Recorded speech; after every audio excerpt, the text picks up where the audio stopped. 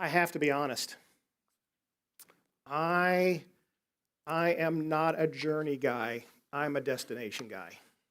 You know, I know some of you are all about the destination. You can fly by the seat of your pants. It's like whatevs, when you're going on a trip and going through an airport or all those kind of things. I can't even drive to the airport without thinking, what if there's traffic? What if I get a flat? What if suddenly in the city of Louisville the exits are changed and I'm going to miss my flight, right? I am not somebody who enjoys the journey. I wish I could. I really do. I wish I could relax like many of you. But unfortunately, sometimes when we go on a trip to rest, I don't rest until I get there. I just can't. I'm always afraid something, and I know I don't necessarily present to you like that kind of guy, but I do worry about the details. I know this is a shock to many of you that I would be concerned about the details of something, but I just want to get there. I am not so much interested in all the planes, trains, and automobiles it takes to go, because each one of those changes, I think something bad's going to happen. Right? I think something's bad is going to happen. This is going to be delayed. Some luggage is going to get lost. I mean, I am not able to rest until I get there with my suitcase and I know I'm there. I'm just not a journey kind of guy. It's interesting. We've wanted to walk through this particular month Psalms of Rest. We wanted to kind of think about the idea, where do we find our rest? And we said sometimes in July, everybody loves to take vacations and they love to rest during that time. And we said, there's a lot of places we go to try to find rest. But we want to look at some Psalms to kind of see where do we go? Where should we go to find that kind of rest that we're looking for? And today's Psalm is really interesting. It's Psalm 131. If you want to turn there, Psalm 131 is actually maybe what some of you journey people might like to do. Right? Some of you journey people, depending on your age, you might make a playlist for the journey. Some of you are making a mixtape, and you know who you are, right? You know which of you are there making a mixtape, and those of which you are making a particular playlist. But you're creating songs for the journey. It is so interesting that Psalm 131 is really a song for the journey. Not Journey's song, that's a whole different group, but it's a song for the journey. Those of you who can't stop believing, even as I think about that now. But it's a song for the journey, song for the journey, song for the journey. I know I've lost all of you now because you're singing that in your head. You're singing that in your head. But the psalm begins in 131 with, I enjoy the New Living Translation. It says, a song for pilgrims ascending to Jerusalem. Your translation might say a psalm of ascent. Really from 120 all the way moving forward here, from 120 up to 134, I think it is. These are the playlist for the people of God on their way to worship, on their way to celebrate. These were the sing-along songs in the car. Those of you on the journey who like sing-along songs in the car, right? This is for you. This is one of those sing-along psalms as they were going up to Jerusalem for festivals and seasons of worship. This would have been part of their playlist. Let me read it for us, and then we will pray and ask for God to give us understanding of his word. Psalm 131, a song for pilgrims ascending to Jerusalem, a psalm of David. Lord, my heart is not proud. My eyes are not haughty. I don't concern myself with matters too great or too awesome for me to grasp.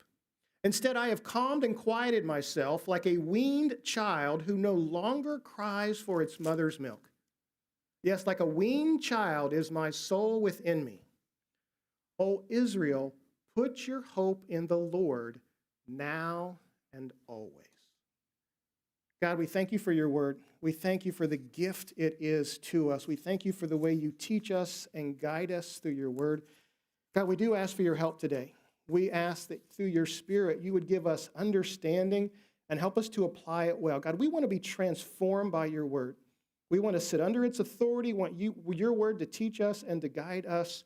We want to be transformed and changed through your spirit and through your word to be who you are calling and creating us to be. In your glorious name, amen.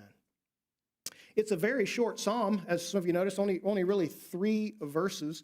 If you're a fan of old dead guys, C.H. Spurgeon actually said that this particular psalm might be the shortest to read and the longest to learn.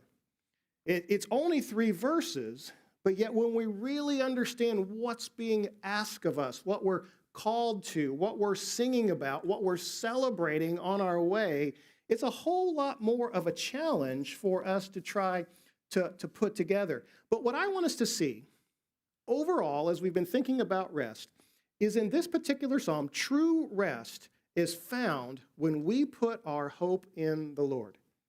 True rest is found when we put our hope in the Lord. I came to that conclusion because that's really where the command is in this particular psalm, in this particular song. As we walked through verses 1 and 2, it's 3 where the command is for us to put our hope in the Lord now and always. And I think it's important for us as Christians to understand, what do we mean by hope? Biblical hope is not the idea of being optimistic. It's not wishful thinking. It's not wondering or hoping if this might happen or if this doesn't happen. Biblical hope is confidence that we have in God because of his past, present, and future faithfulness. It's not just, I wish God would do something. It's saying, no, I have seen God work this way in the past. I have experienced him working this way now, and because of that, I have confident trust. Maybe that's the word that we ought to be thinking when we read about hope in the Bible. I have confident trust in who God is, in his faithfulness, because of what I see revealed in Scripture, that his faithfulness to his people, even when they were completely and totally unfaithful to him. How I look around and I see you every Sunday, and I see how God has been at work in your lives. I see his faithfulness now.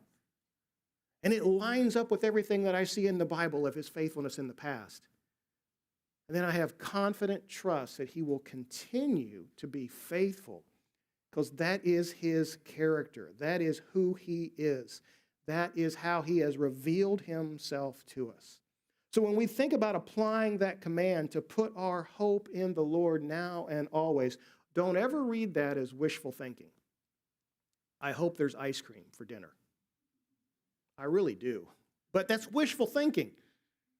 What I know to be true, what I have confident assurance of, is what the Bible is describing here when David tells us, when David calls us as God's people, "O Israel, put your hope in the Lord." Now, I know that requires a lot. It's going to require some changes in our lives. And we shouldn't be surprised by that, because there's a lot of things in our lives that fight against that are challenging to that. And a lot of them kind of begin with us at the central part of the problem. And David sees that too. Look with me what David says in verse 1. He's almost describing, what I don't do anymore. Hey, in order for me to call you to trust in the Lord, to find your hope in the Lord, I had to stop doing some stuff. And maybe these things are the same things that you and I need to stop doing as well too. And he talks about how my heart is not proud, my eyes are not haughty, and I don't concern myself with matters too great or too awesome for me to grasp. We might say, well, I'm not proud or I'm not haughty. Well, maybe ask the person next to you later if that's true. But we typically say, I'm not that. But then when it comes to concerning myself with matters too great or too awesome for me to grasp, I'm like I wonder how much of my day, I wonder how much of my week I'm spinning my wheels, concerned about things that I really don't have any business of being concerned about, that I really don't have any control over anyway. How much of my life have I sacrificed because I want to control things. Hey, maybe that's just me.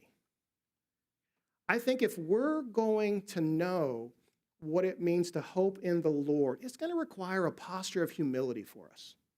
It's going to require a posture of true humility, recognizing I gotta reject my own feelings of self-importance, pride. I got to reject my own feelings of self-sufficiency, because if you know me the way I know me, that's a really bad idea.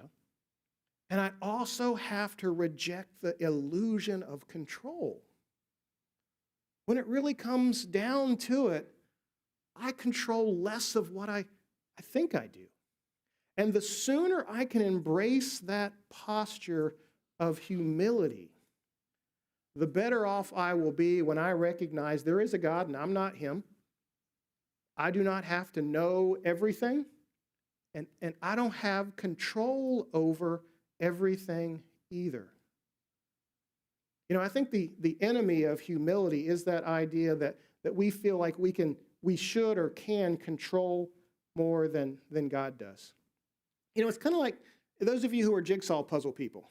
You know, when you're putting together a jigsaw puzzle, if it's 25, maybe guys like me are making 25-piece puzzles. Some of you maybe are doing 2,000-piece puzzles. However you want to do that, you at least have hope as you start to make that, wishful thinking, as you start to put that puzzle together, that all the pieces are in the box. You're not for sure, but as you begin, you think, I really wish all the pieces were in the box. And then you have the beautiful picture on the cover of that box as to what it's supposed to look like. And you're like, yeah, I can start working on this puzzle because I believe I have all the pieces and I know what it's supposed to look like. When you and I serve the Lord our God, we get a peace. We have a piece. We have a piece of the puzzle that even as we sang, God is forming for his glory and our good. I don't get to see the box. I don't get to see all the rest of the pieces. And I have to humbly accept that the God of the universe has just given me one piece of the puzzle. I'm not supposed to know everything. I'm not supposed to see everything. He knows I couldn't handle it if he showed me the picture of the box. He's given me a piece, and he's called me to be faithful with that piece with a posture of humility. Humility accepts that we only see one piece of the story while God sees the finished picture. Our anxious responses are, I have to be in control. The beauty of the gospel response to our lives is, I can trust that God is in complete control. Humility is the posture that begins trusting and finding rest in the Lord. Easier said than done, right? Sounds good. But when it really comes down to it, I know I need more than that humility. And in verse 2, he starts to unpack that a little bit. I mean, he said, what I don't do anymore, and he says, what I'm doing now. See, what he's doing now is going to help explain how he can have a posture of humility. Look at verse 2. Instead, I have calmed and quieted myself like a weaned child who is no longer cries for its mother's milk. Yes, like a weaned child. And if you know much about the Bible at all, or especially about the Psalms, repeating for emphasis is telling something is really, really important. So it's not you and I, flunking out of freshman English because we were redundant. No. This is showing how important this picture is to the reader, to the singer at this point in this playlist, that they would know, like a weaned child who no longer cries for its mother's milk, yes, like a weaned child in my soul.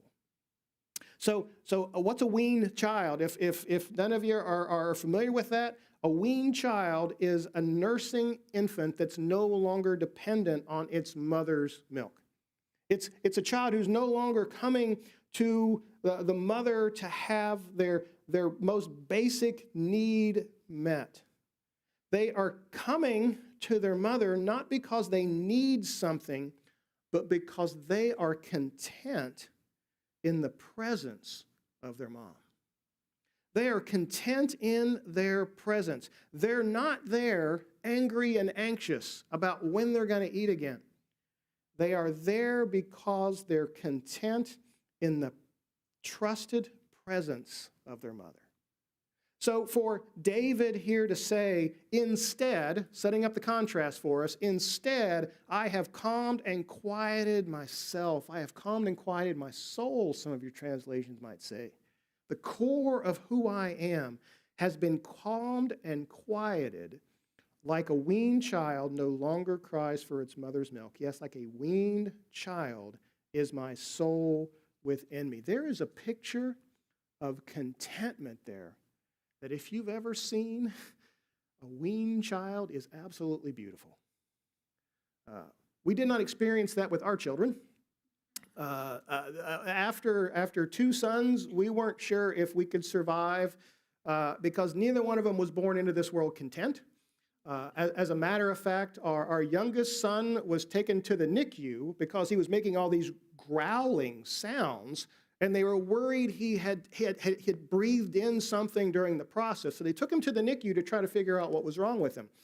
After a couple hours, the doctors came in and said, "Oh, he's just hungry and mad." I'm like, oh. So our youngest son came into the world hungry and mad. Probably not a whole lot has changed since that time. But you could imagine the good news when I told Amy, hey, we're getting released from the NICU because he's just hungry and mad. She's like, well, don't bring him to me.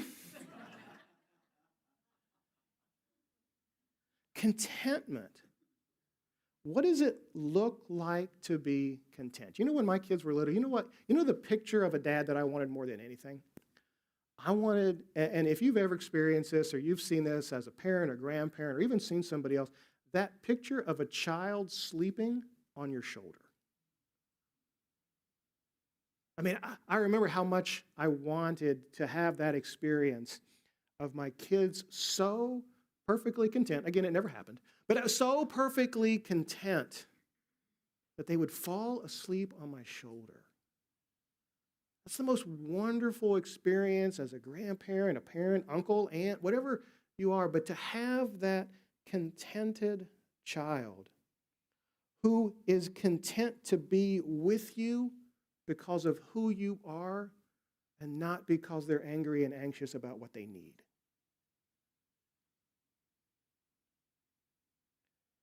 And for David to say that's what he's trying to do.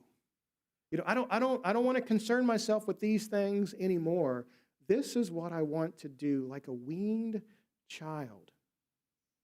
I want to find comfort and contentment in the presence of the Lord. Not in my anxiousness about what he might need, what I might need from him, but in who he is how I find contentment. Psalm 37:7 says, be still in the presence of the Lord and wait patiently for him to act. Contentment.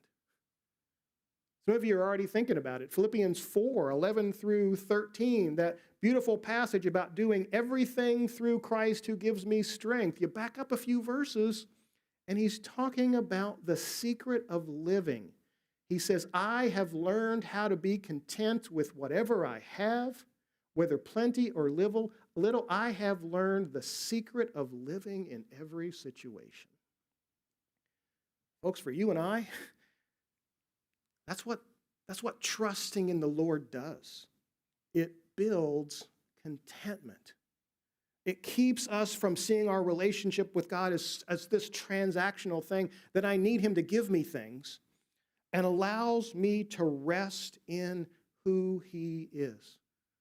My anxious response to God can be, I don't have enough, or I don't know the answer, or I need you to do this, or I need you to provide this. The gospel contentment is that God is enough. Just like a mother is enough to that contented child, that David's showing, you know what? God is enough. posture of contentment. Thirdly, in verse 3, we really see the posture of trust come in. We really see this picture of the kind of trust that he's talking about here. In verse 3, O Israel, put your hope in the Lord now and always. He didn't say put your trust in your own strategy and devices. He didn't say put your trust in your own ability to manage your rest and your emotions. And he didn't say put your trust in any of those things. He didn't say put your trust in a couple weeks vacation every year to provide the rest that you need. Put your trust in your employer who provides a paycheck for you on a regular basis. Put your trust in the stuff that you have that provides some sense of security for you, whether it's a home or apartment. Put your trust in the car that gets you back and forth to work. He does not say put your trust in those things. He doesn't even say put your trust in those other people around you. He doesn't say put your trust in the people, the relationships, the situations, and the circumstances. He says, put your hope in the Lord. You know, if I'm you and I see that command here, I'm like, how do I know the Lord? How can I have that kind of trust that I can know the Lord like that? You know, in my anxiousness, I'm always thinking, what if everything falls apart tomorrow? Hope in the Lord says God will be faithful now and always. Sometimes I feel like one of those curmudgeons, and I long for the days before I carried a phone in my pocket that had all this information and stuff on it. But then whenever I do, I realize I really can't function in the world today without my GPS maps. I really can't. I mean, that's the one. I can't believe how dependent I have become on this, even to the point where if I'm going somewhere that I've been 1,000 times in the city of Louisville, I'm still using maps to get there because I always want to see that, is there a traffic jam? Is there all the red stuff, right? It has an amazing ability to see what's in front of us and suggest alternative routes. I mean, it's saved me more than a handful of times. I was traveling up to Cincinnati not too long ago, and all of a sudden, my phone is telling me to get off in Campbellsburg, right there in Henry County. I'm thinking, why? You know, I'm just going up 71. Next thing I knew, I found myself on every 2-lane and 1.5-lane road between Henry County, Trimble County, and Carroll County before I showed back up on 71. I have no idea what happened. But I had to make a decision. Do I trust that I should get off here? I couldn't see what was in front of me. I know from enough experience that if you get stuck in a traffic jam on 71 between here and Cincinnati, there is nowhere to go. You're just there. So in that moment, I had to make a decision. Do I trust my phone to tell me to get off in Campbellsburg? And I got to tell you, there were numerous times when the road went from 2 lanes to 1.5 to 1 along the creek bed, and I thought, if another car is coming the other direction, I don't know where any of us are going to go. But in that moment, I just had to trust. I just had to trust that the GPS knew what was in front of me, and the GPS knew how to get me around that. Now, some of you are thinking, I would never trust my global positioning system to do those sort of things. And I am certainly not comparing the Lord, the creator of the universe, to a GPS app on your phone.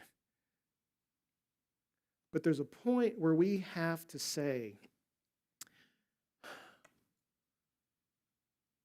in the past, has this ever steered me wrong? In the past, has this helped me avoid a lot of really, really bad situations? In the past, do I have personal experience from myself and from others to know, yeah, the different route, even though I didn't know where I was going, had never been to those places before, I was a little concerned at some point I was going to be turning off the paved road at some of those kind of junctures. but it still got me where I was going. Apparently, faster or less slow than the path it had me on initially. See, trust, a posture of trust, is such a valuable gift that God has given us. I think that's why he's given us his word. I really do. I think that's why he's given us his word, so that we can read his word and say, oh my goodness, look at all the ways that God has been faithful to his people. I think that's why he gives us the church, so we can be around one another and we can hear how God has answered prayer in one another's lives. We can see times and situations where God has been faithful and we trust him. I don't know why sometimes, maybe in our humanness, we're like, yeah, I know what God did in the past, and I know what God's doing in your lives, but I'm just not sure he's going to be there in the future.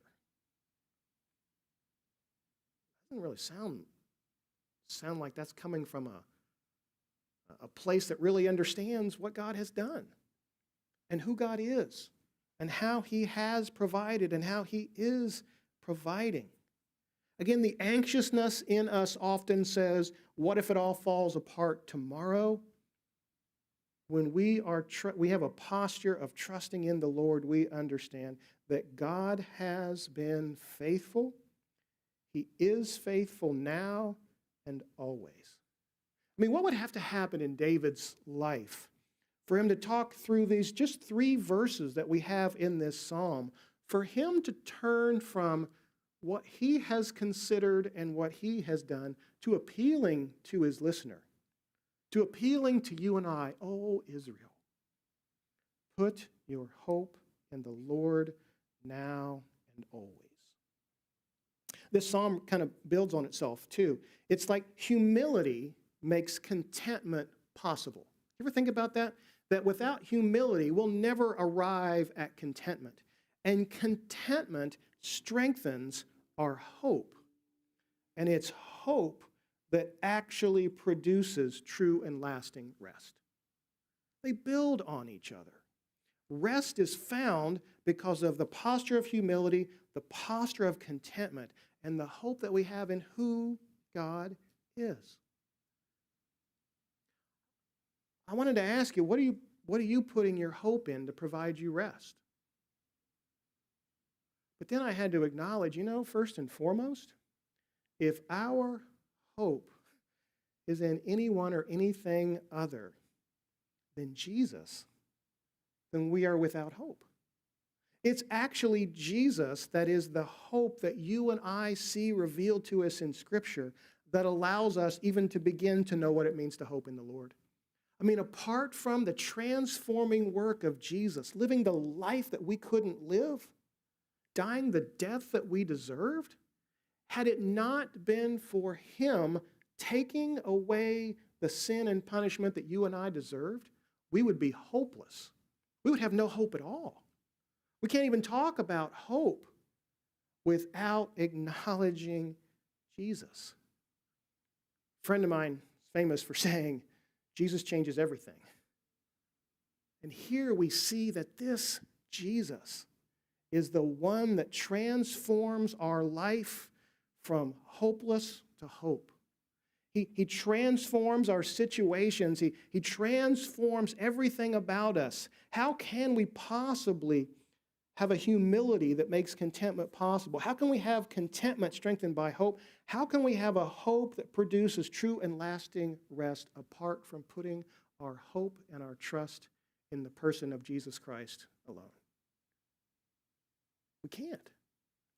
And that's where it's got to begin with us. We must put our hope in the one who demonstrated so many of these things beautifully for us. Humility.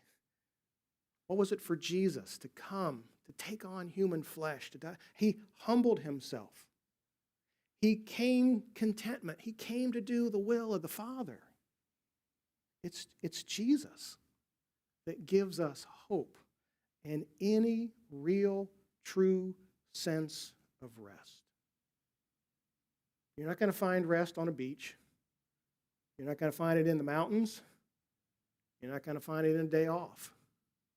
You're not going to find it in the perfect job, the perfect marriage, the perfect relationship, perfect whatever. You're not going to find rest. You'll never find rest in those things.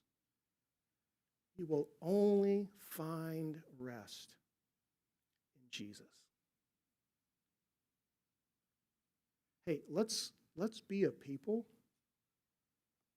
who embrace that rest through humility, contentment, and trust. But let's also be people who demonstrate that rest and, just like David here, call those around us to experience the true and real rest that can only be found in trusting in the person and the work of Jesus Christ. Would you pray with me? God, help us. We're people who look for rest in all the wrong things and all the wrong places and all the wrong people, to be honest. And yet you have given us perfect rest in who Jesus is. God, my prayer is today that for all of us, that if there are those who have found their rest in you, that they would have a renewed sense of call to trust you, to be content in you, God, and to just find their humility in you. May they be renewed in the rest that you have provided for them. But God, I know there are people in our lives, people that we're thinking of right now, people that we've been praying for. There are people in our lives who do not know this rest. They're still looking for rest in all the wrong places. God, we pray your Spirit would draw them to yourself. You would create circumstances and opportunities for them to find true and lasting rest, real rest, through Jesus. Forgiveness from their past sins, your guiding presence in their lives now, and the future hope of promise of life with you forever. And I pray if there are those who are trying to figure out that rest, that just even this morning, you would make yourself so undeniably real to them that they would humble themselves. They would come to you in contentment, and they would put their hope and trust in the Lord, both now and forever.